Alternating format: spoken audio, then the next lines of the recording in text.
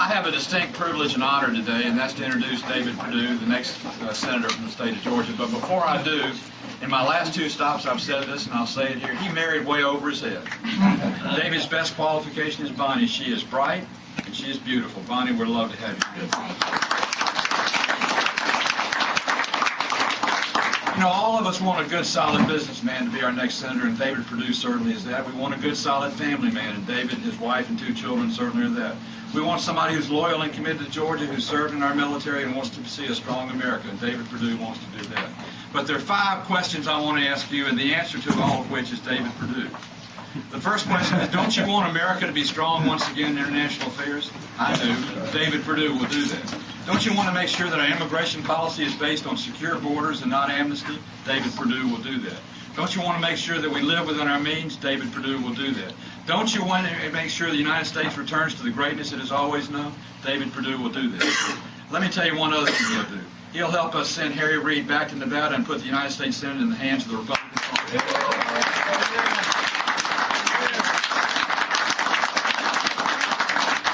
Now my privilege to introduce my partner for the next 6 years at least when he's elected to the United States Senate, David Perdue. David? Thank you, Senator. One of the biggest advantages of getting the Senate is that Senator Johnny Isaac can be chair of the Veterans Affairs Administration and get that thing cleaned up. I'm honored to be here on this slate with these great guys from Governor Deal on down. This is a great ticket.